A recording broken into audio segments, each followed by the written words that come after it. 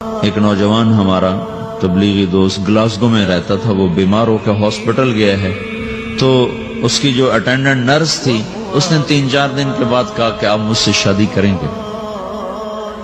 اس نے کہا میں مسلمان ہوں، تم کرسچین ہو؟ کہا میں مسلمان ہو جاؤں، اگر آپ شادی کر دو تو میں مسلمان ہوں۔ اس نے کہا تم کس وجہ سے مجھے یہ پیشکش کر رہے ہو؟ وہ کہنے کہ میں 3 دن سے تمہیں دیکھ رہی ہوں تو کہ تم نے ایک دفعہ بھی نظر اٹھا کے مجھے نہیں دیکھا، میں نرس ہوں، میری زندگی یہاں گزری ہے، میں نے کوئی نوجوان ایسا نہیں دیکھا جو لڑکی کو دیکھ کے نظر جھکا لیتا ہو، میں پہلی دفعہ اپنی زندگی میں کسی کو دیکھ رہی ہوں کہ جب اس کے سامنے میں آتی ہوں تو اس کی نظر جھک جاتی ہے، تو مجھے یقین ہو گیا تیرے اندر سچائی ہے۔ وہ مسلمان ہو گئے، اس نے آگے کتنی بچیوں کو مسلمان کیا۔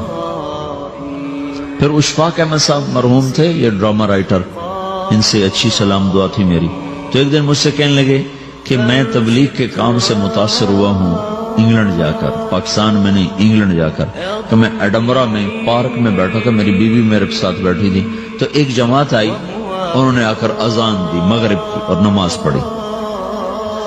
نماز کے بعد 13-14 لڑکیاں بھاگ کے آگے آئیں ان سے بات کرنے کے لیے، تو میں نے بیوی سے کہا آؤ سنو یہ کیا کہنے کہتے ہیں، تو کہا ہم دونوں بھی پہنچے، تو جس نے جماعت کرائی تھی اس کو ایک لڑکی آگے بڑھ کے کہتی آپ کو انگلش آتی؟ کہی آتی ہے۔ کہی آپ نے کیا کیا ہے؟ کہی ہم نے اپنی عبادت کی ہے۔ تو وہ لڑکی کہنے لگی آج تو اتوار نہیں ہے، تو اس نوجوان نے کہا کہ جی ہم دن میں 5 دفعہ کرتے ہیں، صرف اتوار کو نہیں، روزانہ 5 دفعہ۔ وہ لڑکی کہنے لگی یہ تو بہت زیادہ ہے، آپ اس کو کیسے نبھاتے ہیں؟ تو اس نے اس کو جواب دیا، 2-3 سوال اس نے اور کیے، جواب دیا، تو کہنے لگی اچھا بہت مہربانی، اس نے سے ہاتھ بڑھایا آگے ملانے کے لیے تو وہ نوجوان کہنے لگا میں آپ سے معافی چاہتا ہوں، میں آپ کو ہاتھ نہیں ملا سکتا۔ تو اس لڑکی نے کہا کیوں؟ کہ یہ ہاتھ میری بیوی کی امانت ہے اور کسی کو نہیں لگ سکتا۔ تو لڑکی کھڑی تھی، وہ زمین پہ گر گئی، صرف اس بہت وہ زمین پہ گر گئی، کھڑے کھڑے وہ زمین پہ گر گئی اور وہ بچوں کی طرح رونے لگی پھوٹ پھوٹ کے، اور کہنے لگی وہ لڑکی کتنی خوش قسمت ہے جس کے تم خامد، کاش یورپ کے مرد بھی ایسے ہی ہوتے۔ جس رب نے نفسیات بنائی ہے وہ اگر کوئی عورت کپڑے اتار دے تو اس کی نفسیات بدل جائے گی، چاہے وہ مغرب میں پیدا ہو چاہے وہ مشرق میں پیدا ہو۔ عورت کی نفسیاتی حیا ہے اور وفا ہے، کسی وفادار کی تلاش ہے، تو وہ اس کو پتہ بھی نہیں ہے کہ مشرق کا حیا کیا ہے، لیکن وہ اس کو اللہ نے عورت بنایا ہے، اس کے اندر کی وہ نہیں مر سکتی چیز۔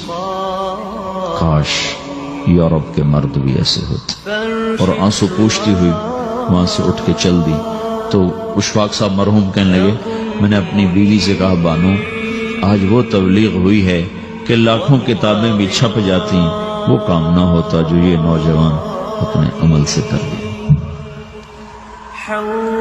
تو میرے عزیزو کٹی پتنگ نہ بنو، اپنی کٹی پتنگ کی منزل کوئی نہیں رہتی۔